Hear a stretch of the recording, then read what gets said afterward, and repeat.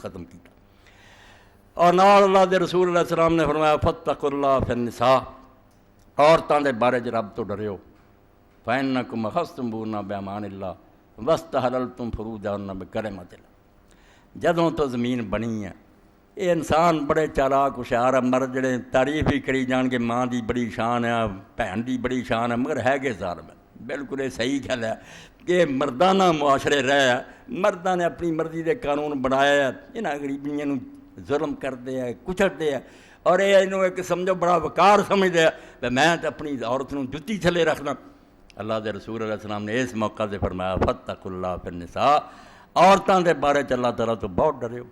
ایک حدیث پاک دو نا فإنہن اوان عندکم، یہ تواڈے کول بیچاریاں ادا ہی جویں قیدی ہوندیاں، بے بس ماں باپ نو چھڈ آئیاں ہن تواڈے قابو دے اندر، مگر اللہ تواڈے تے غالب ہے، بہت زبردست ہے۔ وہ دے کول بھی تسی ایک دن ان اللہ کان علیٰ کبیرہ، اللہ بہت ڈاڈا زبردست ہے، حساب انہوں بھی دینا۔ فإنکم اخذتموہن بأمان اللہ، جدوں تسی انہاں نو وصول کردے کوئی عالم آندا میں بیٹا تینوں لڑکی دتی تو قبول کیتی،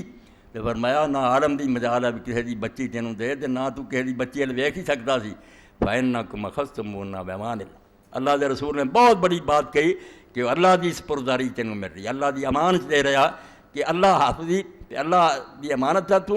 یہ ہن جانے تیرا رب جانے۔ فرمایا اس پاروں اگر ظلم کریں گا ان اللہ کان علیکم رقیبا، اللہ ویکھ رہا تیرا دنیا کوئی بگاڑے یا نہ بگاڑے، اللہ دے سامنے جدوں تو جائیں گا اسے بہت برا حال ہونا۔ واستحللتم فروجہن بکلمۃ اللہ، اور جڑی انہاں دی شرمگاہ تواڈے تے حلال ہوندی ہے وہ عزت آبرو، نظر اٹھا کے ویکھنا ہی گولیاں چل جاندیاں، باپ حوصلہ کر کے آندا بیٹا میں تینوں بچی دتی، سارا کچھ وہ علم چ، مگر فرمایا جڑی وہ آبرو تیرے تے حلال ہوئی ہے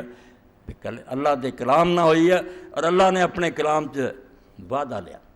ایک ہی کلمہ صرف کافی ہے جڑے مسلمان پلے بنن، کوئی خاندانی زندگی لی ہو رسول نہیں چاہیے۔ فإمساکم بمعروف اور تسریحم بإحسان، اے دو سطریں جڑیاں قرآن دیاں رکھنا ہی تے شریف آدمیاں کو رکھیں، فإمساکم بمعروف یا تے بھلے مانساں کو نبھا کریں اور تسریحم بإحسان، ورنہ جھوٹ پتان نالوں شریف آدمیاں طرح نو رہا کر۔ اے اصول جہاں تو اپنی زندگی گزاریں یا اچھے طریقے نہ رکھ